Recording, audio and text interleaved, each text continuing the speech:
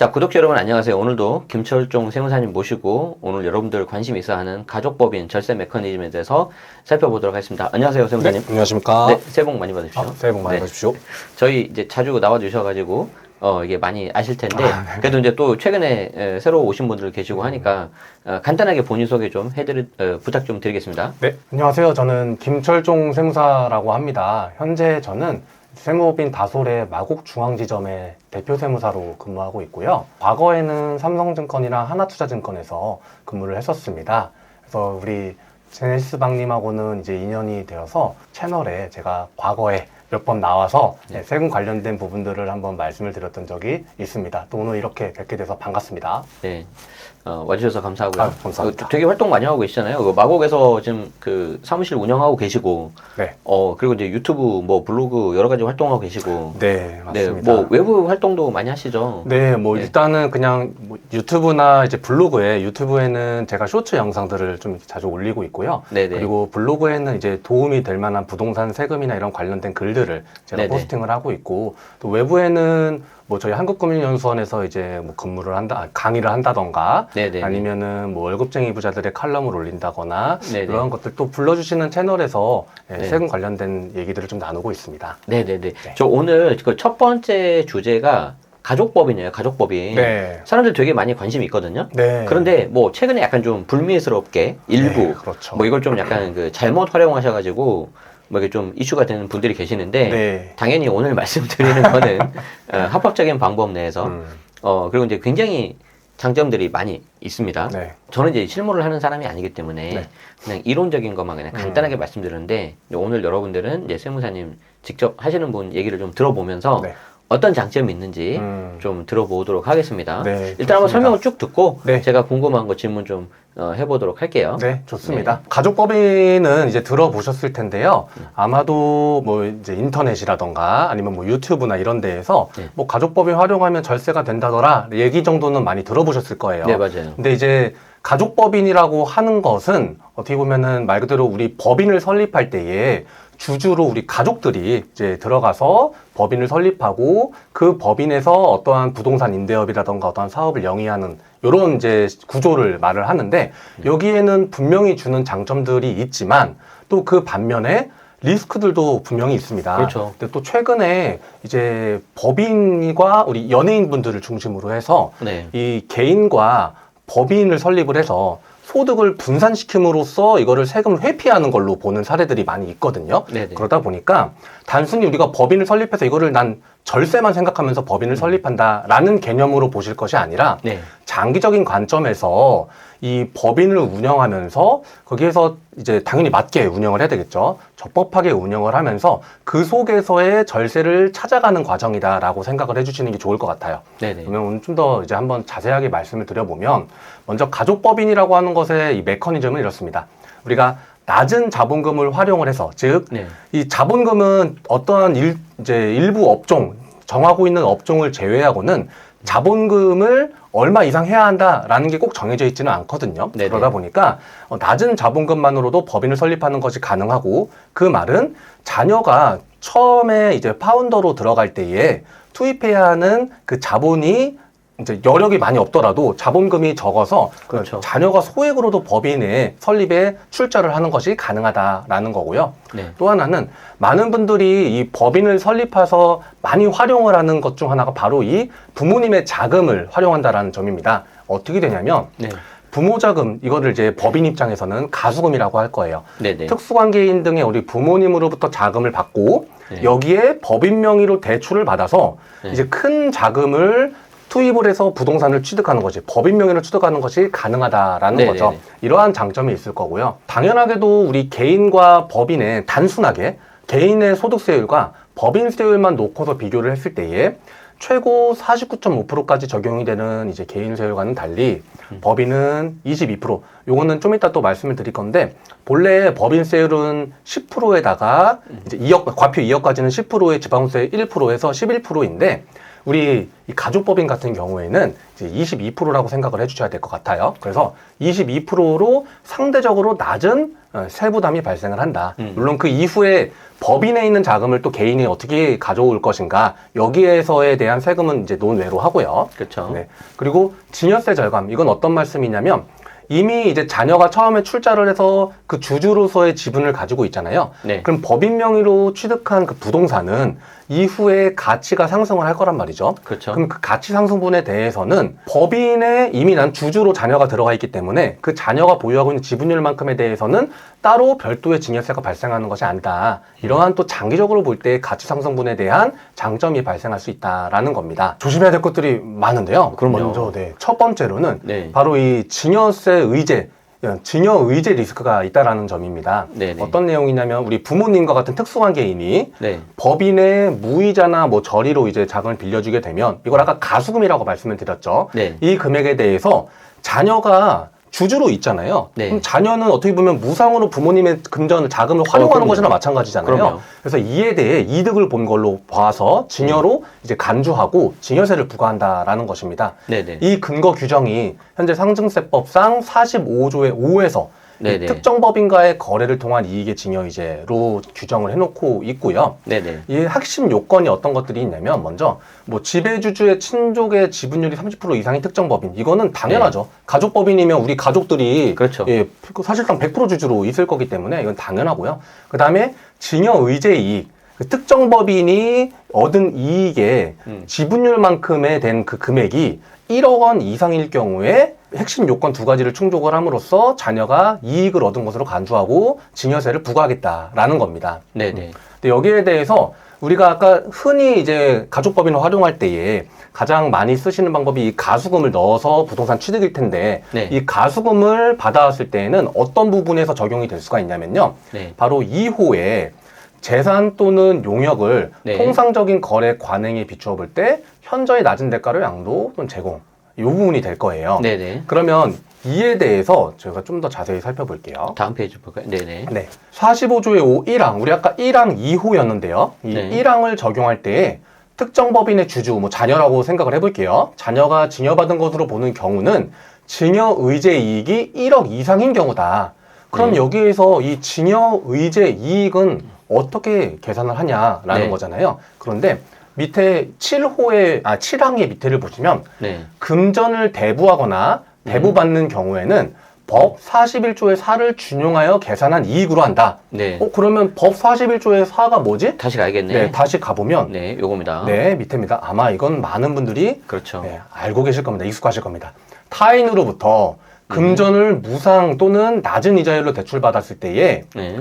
이 금액이 1,000만 원 이상일 경우에 그 금전을 대출받은 자의 그 이익 부분에 대해서 증여재산 가액으로 한다라는 거예요. 이게 금전무상 대출 많이 들어보셨잖아요. 많이 들어봤죠. 네, 이 금전무상 대출의 법정이자율 4.6%잖아요. 네. 무상으로 만약에 가처분을 받아오면 법정이자율인 4.6%와의 차이만큼에 대해서 네. 증여의제 이익으로 보는데 41조의 4에서는 개인 간이죠. 개인 간에는 기준 금액이 1,000만 원이었습니다. 1,000만 원, 1,000만 원. 네, 그런데 우리 방금 전에 특정 법인과의 거래, 이 위에 이제 시행령 34조의 5를 봐주시면 아까 1억이었잖아요. 네네네. 똑같이 4.6%와 무이자라고 했을 때 그 차이에 대해서 1억 원 이상인 경우에 이때에만 이 특정 법인 증여세를 과세하겠다라는 거.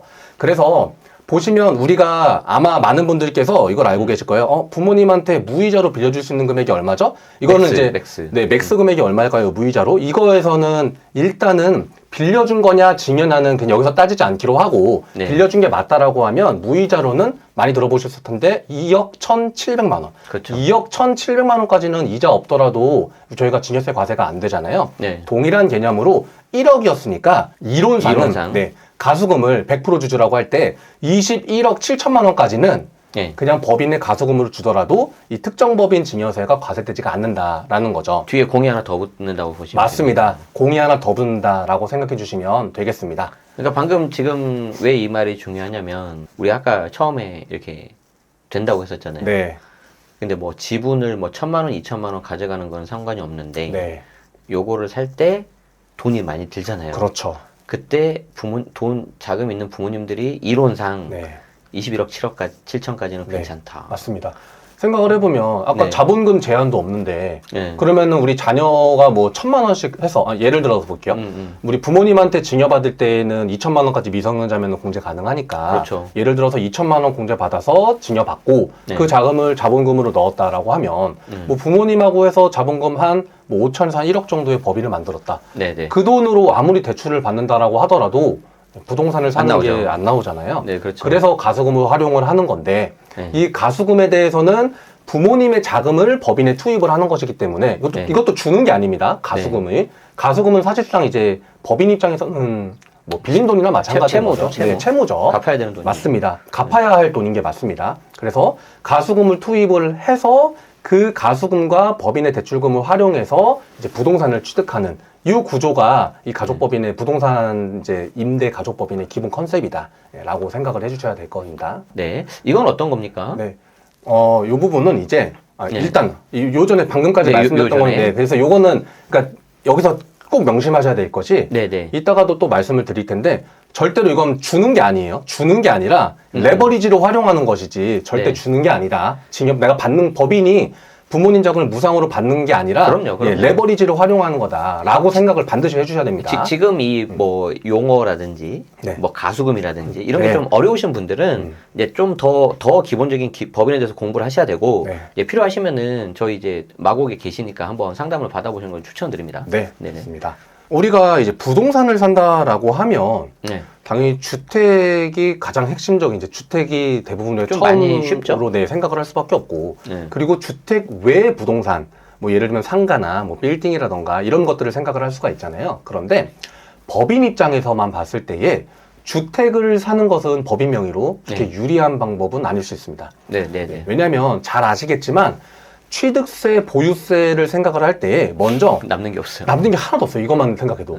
법인 입장에서 법인 명의로 부동산에 주택을 취득하면 바로 취득세 중과가 들어갑니다. 그래서 12%의 중과세율이 적용이 되죠. 네. 그리고 보유세, 우리가 보유세에서의 핵심이 종부세인데 종부세를 계산함에 있어서도 우리 기본적으로 9억 공제 받잖아요. 또는 1세대 주택이면 12억 공제까지 받잖아요. 그런데 법인은 공제 금액이 없고요. 아예 없습니다. 네, 바로 최고 세율이 단일로 적용됩니다. 네. 2.7%, 뭐 5% 이렇게 단일로 적용이 되기 때문에 법인 명의로 주택을 투자할 계획이시다라고 하면 이거는 한 번 더 고려. 저를 추천드리지 않는다. 법인으로 만약에 부동산을 투자를 하실 거라 부동산 임대업을 영위하실 거라고 한다면 그때에는 그냥 상가나 빌딩, 뭐 우리 꼬마 빌딩 이런 것들 있잖아요.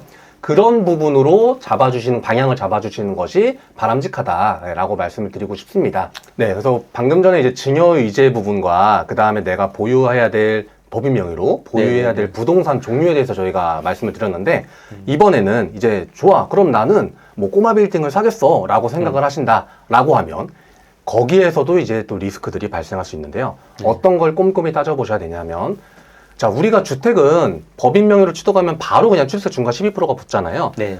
만약 주택 외 부동산을 법인 명의로 취득을 할 때에는 그렇지는 않습니다. 일반 기본세율이 4.6%가 이제 부과가 될 건데요. 네. 다만 여기에도 중과세가 있어요. 네. 어떤 중과세가 있냐면 대도시 이건 이제 쉽게 약간 차이는 있지만 그냥 편의상 대도시랑 과밀 억제권역이 그냥 동일하다라고 볼게요. 그래서 대도시 내 법인을 설립하거나 지점이나 분사무소를 설치하거나 본점이나 주사무소나 지점이나 분사무소를 대도시 안으로 들어오면서 부동산을 산다라고 하면 이때에는 취득세 중과세율 9.4%의 중과세율이 적용이 됩니다. 그래서 이게 또 한 2배 차이가 나거든요. 그럼 우리가 보통 뭐 한 20억짜리 부동산을 취득한다라고만 하더라도 세금 부담이 꽤 차이가 날 수 있는 상황이라서 이걸 피하기 위해서 많은 분들이 들어보셨을 거예요. 과밀억제권역 외에다가 그 본점을 세워놓고 그리고서 이제 안에 서울이나 이런 지역에 부동산을 취득을 하는 걸로 짜시는 거죠. 근데 이게 한 작년이었나요? 작년 네네. 정도에 우리 세액 감면을 받는 거에 있어서 과밀억제권역 왜냐 내냐 이 창업중소기업에서 이제 세액 감면 여부에 따라서 그 사무실을 어디에 두고 있냐에 따라서 세액 감면율이 좀 달라지는 부분들이 있었습니다. 근데 그거를 더 큰 혜택을 받고자 형식적으로 그냥 공유 오피스에 그 과밀억제권역 밖에 있는 주소지만 갖다 뒀던 거죠. 네네. 이런 부분이 한번 크게 이슈가 됐던 적이 있었습니다. 맞아요. 네. 그것처럼 우리도 동일하게 절대로 이 취득세 중과세를 난 피하고자 그냥 대도시 밖에 과밀억제권역 밖에 공유 오피스만 두고서 나 여기가 본점이에요 하고서 일반 세율로 그냥 서울 거 취득해버리면 안 된다라는 겁니다. 매우 위험하죠. 매우 위험할 수 있습니다. 이 부분은 다 뭐 맘만 먹으면 확인을 할 수 있는 부분이에요. 이거는. 그럼 어떻게 해야 돼요?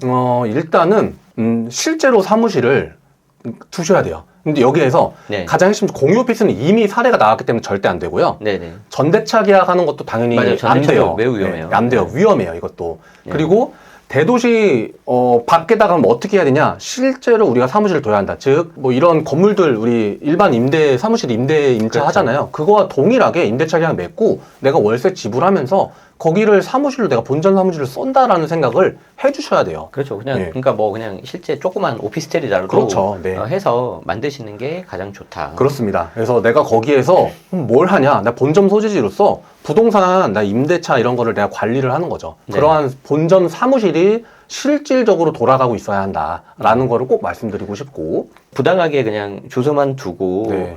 뭐 감면 받고 한다 이게 되게 쉬워 보이고 일부에서는 막 그걸 가지고 막 되게 컨설팅도 막 하잖아요. 맞습니다. 근데 늘 말씀드리지만 이게 세상에 공짜가 없어요, 맞습니다. 여러분. 그래서 뭔가 쉬운 게 있고 나한테 이득이 되면 한 번쯤은 의심을 해보세요. 아시겠죠? 이러한 부분이, 그러니까 우리가 흔히 절세라고 생각을 하는, 네네. 이러해서 어떠한 이제 컨설팅을 받고서 진행을 하실 때에 반드시 생각하셔야 될 게 뭐냐면요. 절대로 지금 당장이 문제 안 돼요. 네. 예, 그러니까 우리 과세 당국에서는, 국세청에서는 이거를 받는 것을 뭐 실시간으로 모니터링하고 이러는 것이 아닙니다. 그럼요. 예. 근데 그런 말은 반대로 생각을 하면 향후 언제 어떤 계기로 문제가 될지 모르는 거예요. 그래서 만약 정말 이게 컨설팅을 받거나 하실 때에도 정말 이것이 절세가 내가 생각을 하는 그런 절세가 맞는 것인지 아니면 조금 부당한 조세를 회피하고자 하는 목적이 좀 부당한 문제가 이슈가 될 수 있는 것인지를 좀 한번 생각해 보시고서 진행을 하는 것을 꼭 권해드리고 싶습니다. 네. 그러면 이제 방금 저희가 취득할 때에 이 취득세 중과 이슈에 대해서 살펴봤잖아요. 네. 좋아, 여기까지 내가 이제 정말로 뭐 본점 소재지를 과밀히 어쨌거나 바깥에 잘 사무실을 내가 구입을 해서 거기에서 일도 하고 진행하는 걸로 해서 제대로 취득을 했다라고 한다면 이제 그 다음에 운영하는 데에 있어서는 내가 어떤 것들을 좀 고려해야 할까를 볼게요. 처음에 말씀을 드렸지만 법인세율, 이 법인세율 같은 경우에는 본래에는 과세표준 2억까지는 일반 법인의 경우에 네. 10%의 세율이 적용이 됩니다. 이제 이게 작년까지는 9%였는데, 그래서 네, 9.9%였는데, 이제 올해부터는 11%로 지방소득세 포함해서, 그래서 10% 지방소득세 포함하면 11%의 세율이 적용이 된다. 그런데 법인세법에서 어떤 걸 규정하고 있냐면요. 성실신고 확인 대상 소규모 법인의 경우에는 최저세율이 이 10%짜리가 아니라 바로 20%부터 적용이 된다라고 규정을 하고 있습니다. 그러면 성실신고 확인 대상 소규모 법인이 뭐야? 라고 하면 요거예요. 네, 요겁니다. 네, 아래 요건을 모두 충족하는 법인. 부동산 임대업을 주된 사업으로 하거나, 이거 우리 이거 할 거잖아요. 네. 그 다음에 이자 배당 부동산 임대소득 합계액이 매출액이 50% 이상. 이거 하니까 당연히 여기 해당되겠죠. 그렇죠. 해당 사업연도의 상시 근로자 수가 5인 미만.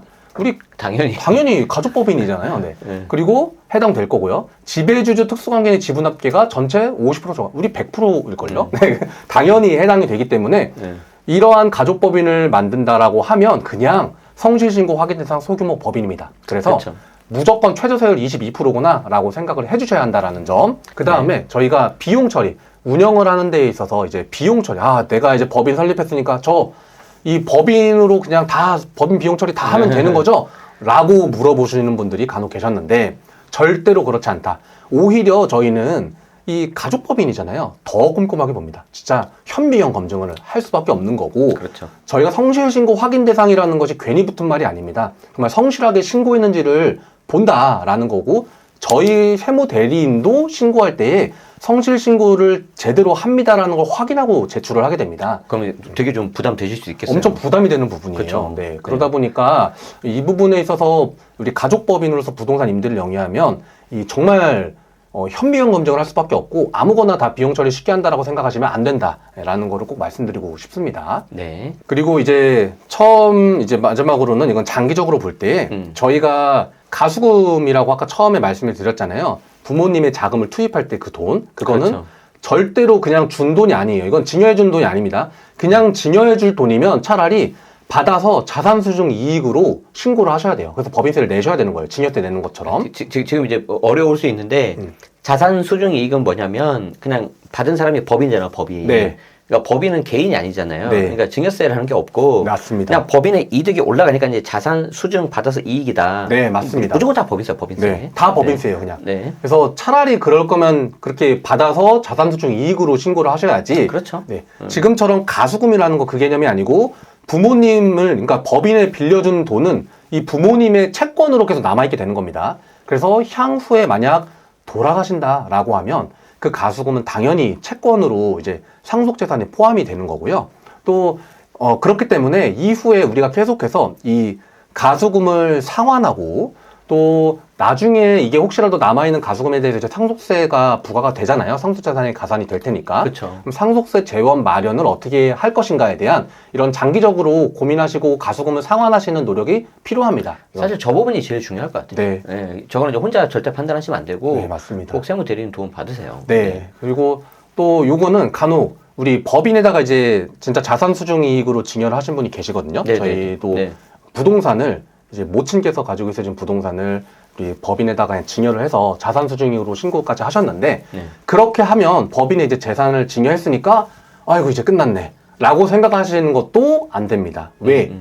우리 사전증여 재산이라고 많이 들어보셨잖아요. 네. 돌아가시게 되면 상속일을 기준으로 이전 10년 내에 증여받은 거는 합산하는 상속재산가액에 가산하는 건데 이것도 법인에 증여한 것도 마찬가지예요. 어떻게 규정을 해놓고 있냐면 상속인은 상속개시일 이전 10년, 상속인 외자는 상속개시일 이전 5년. 그러면 법인은 상속인 외자니까 그렇죠. 5년까지는 2년, 그러니까 5년 이내에 상속이 개시될 경우에는 상속재산의 사전증여재산으로 포함된다라는 것도 이제 염두에 해주셔야 되겠습니다. 네. 사례를 한번 좀 보도록 하죠. 네, 그래서 요거는 이제 실제 그냥 사례인데, 네. 저희 실제로 이제 대표님께서 이렇게 활용을 하셨어요. 네. 자, 법인을 설립을 하실 때에 주주 구성을 이제 네. 55%는 본인, 그 다음에 자녀와 배우자와 이제 자녀 2명을 전부 15%씩 해서 구성을 했습니다. 55대 나머지 우리 가족 45%로 해서 100% 네네. 지분으로 만들었고요. 여기에 본인 자금을 이제 10%를 투입을 하셨고요. 나머지 19억은 대출을 받아가지고서 29억짜리 부동산을 사셨습니다. 29억짜리를 매수를 할 때 네. 일단 주주 구성을 이렇게 하고 네. 일단 다행히 대출이 19%가 19억이 나왔네요. 네, 맞습니다. 요거는 근데 참고로 말씀드리면 재작년에 설립했습니다. 네. 그래서 이제 지금과는 조금은 상황이 다를 수 있습니다. 다를 수 있습니다. 대출 한도에서. 대출은 또 별도 알아보셔야 됩니다. 네. 그리고 이제 부족한 돈 10억은 이제 대표자 55% 갖고 있는 그 본인께서 이제 10억을 이제 가수금을 한 거죠. 네, 맞습니다. 그러면 증여 의제이익이 아까 제가 1억이라고 말씀을 드렸잖아요. 법인은. 네, 법인은. 그러면 네. 지금 볼까라고 딱 보면 네. 지분율을 곱해서 본인은 내 돈이니까 그렇죠. 관계없는 거고요. 그렇죠. 배우자, 자녀들 다 각각 10억에 대해서 4.6%를 곱하고 네. 거기에 우리 15% 지분. 각자 15%의 지분율을 곱하면 690만 원씩 나온다. 네. 그러면은 당연하게도 1억이 안 넘으니까 네. 특정 법인 증여세가 과세되지는 않는 거죠. 네. 그러니까 이제 뭐 한참 남았네요. 그렇죠. 그러니까 뭐 예를 들어서 뭐 저 대표분께서 돈이 아주 많다. 네. 그러면은 이론상 공이 하나 더 붙어서 가수금 100억을 넣어도 네. 6,900이니까 네. 오케이. 이론상으로는 이론상으로는. 네. 그러면 100억 가수금으로 대출을 네. 받아서 몇백억짜리의 네. 건물을 네. 사는 네. 거 이런 것도 이론상 짤 수 있는 거죠. 가능은 하다. 네. 그리고 이제 사실은 그 이후 단계가 더 중요할 것 같아요. 맞습니다. 네. 왜 그러냐면 이제 아까 말씀하신 것처럼 그 가수금 다 이제 회수해야 되고 네. 그리고 이제 뭐 이거는 이제 좀 아마 이제 세무사님하고 상담을 하셔야 될 건데 이제 여기 지분도 넘기려고 하시겠죠?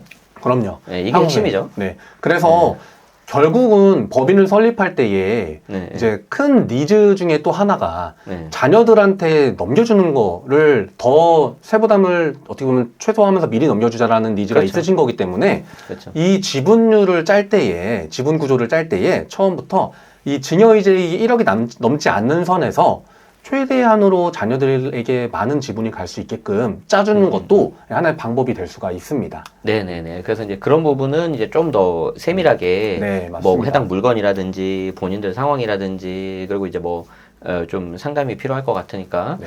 뭐 어쨌든 이거 작업을 할 때는 좀 이게 옆에서 관리해 주시는 네. 뭐 이제 장부 기장이라고 하는데 네. 이것도 좀 필요할 것 같습니다. 네, 맞습니다. 네. 자, 그래서 이렇게 마무리를 좀 해볼까요, 세무사님? 네, 좋습니다. 그래서 지금 여기 김철종 세무사님은 마곡에 계시고요. 검색창에서 세무법인 다솔 마곡 중앙지점 검색을 하시면 나옵니다.